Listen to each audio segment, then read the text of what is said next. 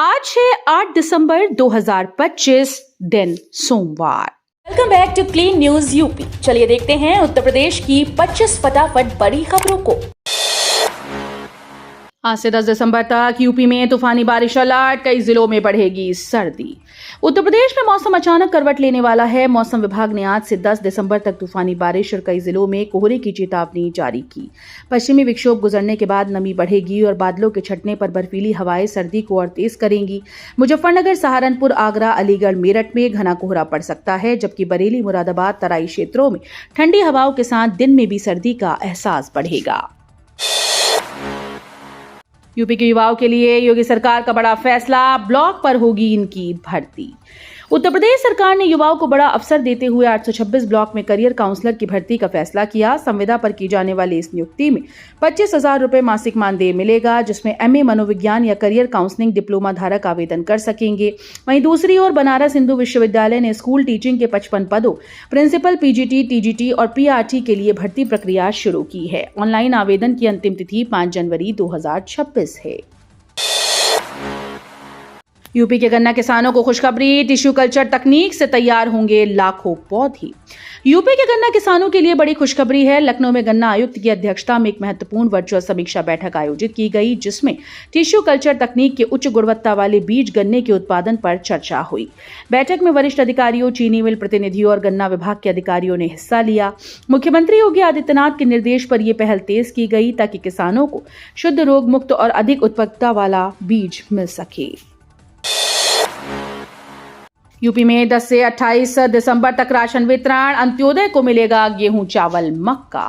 उत्तर प्रदेश में राशन वितरण 10 से 28 दिसंबर तक किया जाएगा, जिसमें अंत्योदय और पात्र गृहस्थी दोनों श्रेणियों के लाभार्थी शामिल होंगे। आगरा, अलीगढ़, फिरोजाबाद, कासगंज, मैनपुरी सहित चयनित जिलों में अंत्योदय कार्ड धारकों को 14 किलो गेहूं, 16 किलो फोर्टिफाइड चावल और 5 किलो मक्का दिया जाएगा। मक्का उपलब्ध न होने पर चावल वितरित होगा। बाकी जिलों में 14 किलो गेहूं और 21 किलो चावल मुफ्त मिलेगा। निकायों की आय बढ़ाने की तैयारी, ग्राम समाज जमीनों पर आवासीय योजनाएं लाएगी सरकार। उत्तर प्रदेश सरकार ने निकायों की आय बढ़ाने के लिए बड़ा कदम उठाया है। अब निकाय ग्राम समाज से शहरी क्षेत्र में आई जमीनों को संरक्षित कर उन पर आवासीय और व्यावसायिक योजनाएं शुरू करेंगे। इसके लिए बोर्ड से प्रस्ताव पास किए जाएंगे। सरकारी स्तर पर इस प्रस्ताव पर सहमति बन चुकी है और जल्द दिशा निर्देश जारी होंगे। निकाय सर्वे कर अवैध कब्जों की पहचान करेंगे और खाली जमीनों पर विकास योजनाएं लगाएंगी। यूपी चुनाव पर अखिलेश की साफ तस्वीर। सपा प्रमुख अखिलेश यादव ने साफ कर दिया है कि आगामी उत्तर प्रदेश विधानसभा चुनाव समाजवादी पार्टी इंडिया गठबंधन के साथ मिलकर लड़ेगी। उन्होंने कहा कि यूपी की जनता बदलाव के मूड में है और बीजेपी की नीतियों से महंगाई, बेरोजगारी और आर्थिक हालात बिगड़े हैं। एसआईआर को लेकर उन्होंने आरोप लगाया कि सरकार प्रशासन के साथ मिलकर बड़े पैमाने पर वोट काट रही है। वहीं मुर्शिदाबाद में बाबरी मस्जिद निर्माण, योगी सरकार, इंडिगो विवाद और कफ सिरप मामले पर भी अखिलेश ने बीजेपी पर तीखे हमले किए और कहा कि सरकार माफियाओं को बचा रही है। एसआईआर पर यूपी में सियासी संग्राम तेज, कांग्रेस के आरोप तो बीजेपी का जवाब हमला।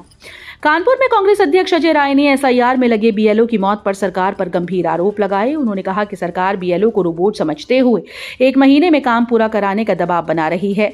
वहीं वाराणसी में युवा कांग्रेस के प्रदर्शन के दौरान पुलिस से झड़प हुई और कई कार्यकर्ताओं को हिरासत में लिया गया। दूसरी ओर डिप्टी सीएम ब्रजेश पाठक ने कहा कि भाजपा बूथ स्तर पर मतदाता सूची शुद्ध करने में जुटी है। मिशन 27 की तैयारी। यूपी में मिशन 27 की तैयारियों ने राजनीतिक हलचल तेज कर दी। योगी सरकार लगातार बड़े पैमाने पर नौकरियों का ऐलान कर रही है, जिसे युवाओं के लिए बड़ा मौका माना जा रहा है। वहीं सपा ने इन घोषणाओं को चुनावी स्टंट बताते हुए बीजेपी पर निशाना साधा। अखिलेश यादव महिला सशक्तिकरण और पीडीए मॉडल को आगे बढ़ाकर नया राजनीतिक नैरेटिव गढ़ने में जुटे हैं। 2027 के चुनाव में युवा और महिला वोट सबसे ज्यादा निर्णायक माने जा रहे हैं। बुंदेलखंड में तैयार मिलेट्स प्रोसेसिंग प्लांट, अगले साल किसानों की आमदनी बढ़ने का रास्ता साफ। बुंदेलखंड के 6 जिलों में मिलेट्स पुनरुद्धार कार्यक्रम के तहत बड़े बदलाव की शुरुआत हो चुकी है। कृषि विज्ञान केंद्रों में तैयार मिलेट्स प्रोसेसिंग, पैकेजिंग और मार्केटिंग प्लांट अब अंतिम चरण में है। फरवरी तक निर्माण पूरा होने के बाद अब मशीनें खरीदी जा रही हैं और जल्द ही इंस्टॉलेशन का काम शुरू होगा। विभाग का दावा है कि अगले साल सभी प्लांट शुरू हो जाएंगे। इन प्लांट्स के चालू होते ही क्षेत्र के किसानों को प्रसंस्करण और बेहतर दाम का सीधा फायदा मिलेगा। यूपी का स्मार्ट ट्रांसपोर्ट मॉडल आकार ले रहा, कई नई योजनाओं की स्वीकृति। मुख्यमंत्री योगी आदित्यनाथ के नेतृत्व में यूपी सरकार सड़क परिवहन ढांचे के व्यापक आधुनिकीकरण पर तेजी से काम कर रही है। वित्तीय वर्ष 2025-26 के लिए परिवहन विभाग और यातायात निदेशालय की कई महत्वपूर्ण योजनाओं को मुख्य सचिव की बैठक में हरी झंडी मिल गई है।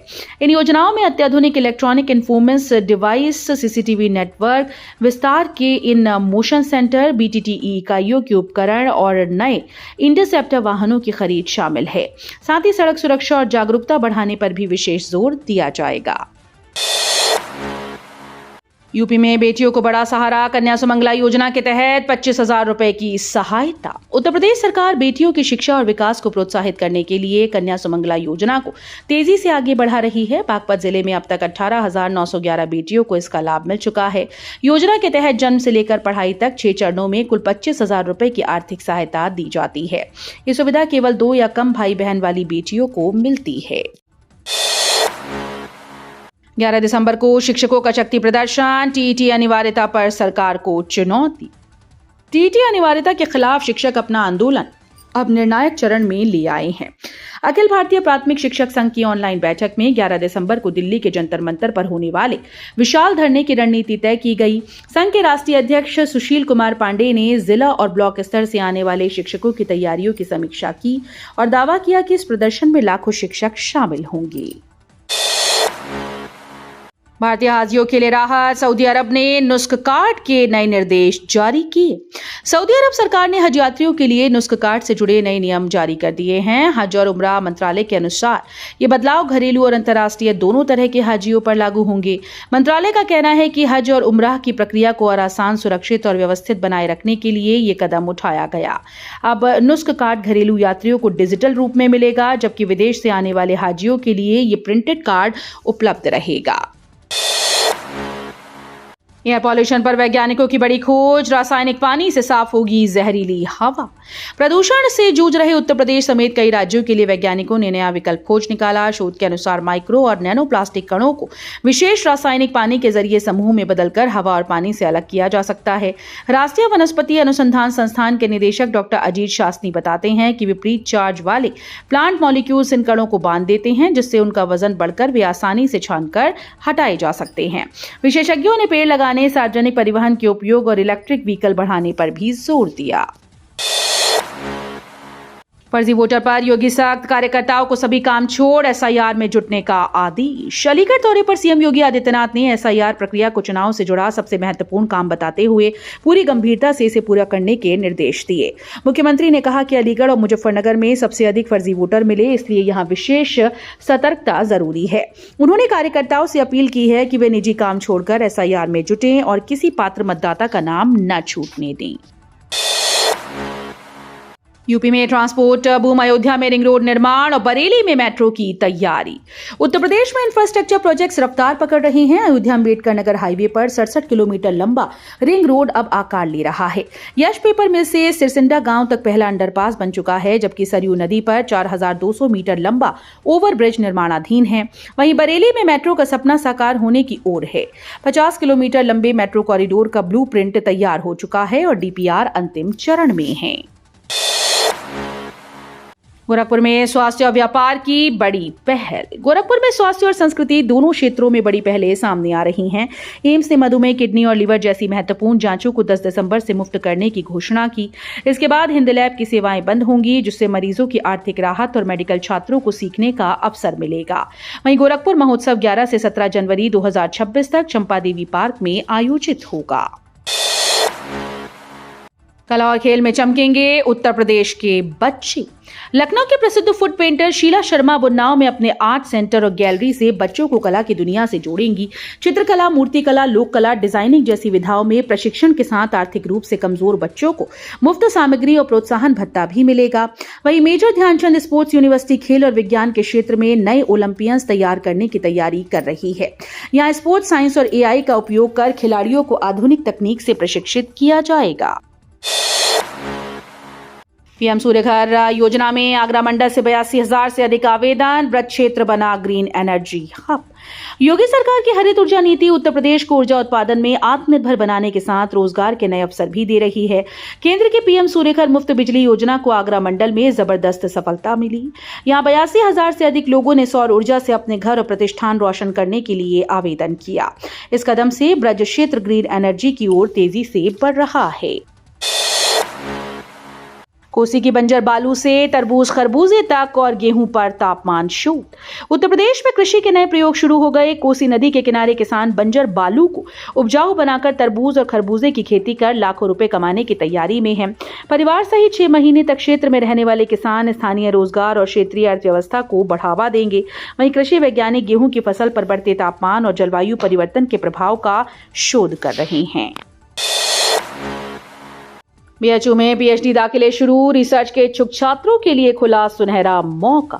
रिसर्च और उच्च शिक्षा में करियर बनाने वाले छात्रों के लिए बड़ी खुशखबरी है। प्रतिष्ठित काशी हिंदू विश्वविद्यालय ने शैक्षणिक सत्र 2026 के लिए पीएचडी पाठ्यक्रमों में दाखिले की प्रक्रिया शुरू कर दी।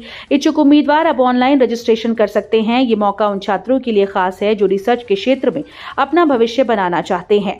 विश्वविद्यालय की ये पहल उन्हें उच्च गुणवत्ता वाली शिक्षा और शोध के अवसर प्रदान करेगी। बरेली में वोटिंग और बुलडोजर विवाद। रामपुर में आजम खां की तबीयत बिगड़ी। बरेली में आम आदमी पार्टी के राज्यसभा सांसद संजय सिंह ने भाजपा पर जोरदार आरोप लगाते हुए कहा कि प्रदेश में करोड़ों वोटों की डकैती की तैयारी हो रही है और मतदाता सूची में गड़बड़ियां की जा रही हैं। उन्होंने दावा किया कि कई विधानसभा क्षेत्रों में हर सीट से 70-70 हजार वोट काटे जा रहे हैं। वहीं रामपुर की जेल में समाजवादी पार्टी के नेता आजम खां की तबीयत अचानक से बिगड़ गई। डॉक्टर जेल पहुंचे लेकिन उन्होंने जांच कराने से इनकार कर दिया। सेवानिवृत्त और मृतक कर्मचारियों के आश्रितों के लिए रेलवे प्रशासन ने लगाया विशेष कैंप। उत्तर प्रदेश के पूर्वोत्तर रेलवे ने कर्मचारियों की समस्याओं का समाधान करने के लिए विशेष कैंप का आयोजन करने का निर्णय लिया। 12 दिसंबर से 24 जनवरी तक मंडल के विभिन्न स्टेशन पर pension, medical card, service request और अन्य शिकायतों का निस्तारण किया जाएगा। कैंप में सेवानिवृत्त और मृतक कर्मचारियों के आश्रित भी शामिल होंगे। सुबह 11 बजे से शाम 5 बजे तक चलने वाले इस कैंप में आवश्यक दस्तावेज लेकर उपस्थित होना अनिवार्य होगा। भारत से दुबई तक 3,000 करोड़ की धोखाधड़ी का पर्दाफाश। फ्रास्ट कंपनी पर सीबीआई की नजर। देश के बैंकिंग सेक्टर में एक बड़ा वित्तीय घोटाला सामने आया। कानपुर की बिरहाना रोड पर मौजूद एक लगभग बंद पड़ी दुकान से रजिस्टर्ड कंपनी फ्रॉस्ट ने देश के सरकारी बैंकों से करीब 3,000 करोड़ रुपए का लोन हासिल कर लिया। मामला केंद्रीय जांच ब्यूरो की जांच के दायरे में है। हाल ही में पंजाब नेशनल बैंक के 32 करोड़ रुपए की धोखाधड़ी में कंपनी के प्रमोटर राजेश बोथरा को गिरफ्तार किया गया।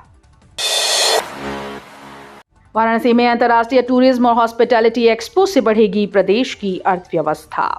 वाराणसी इंडस्ट्रीज एसोसिएशन की बैठक राष्ट्रीय उपाध्यक्ष आर.के. चौधरी की अध्यक्षता में मलदहिया स्थित विनायक प्लाजा में संपन्न हुई। बैठक में 18-19 दिसंबर को होटल ताज गेंजेस में होने वाले अंतर्राष्ट्रीय टूरिज्म और हॉस्पिटैलिटी एक्सपो 2025 की तैयारियों पर चर्चा की गई। एक्सपो में 15 देशों के राजनयिक और प्रतिनिधि शामिल होंगे।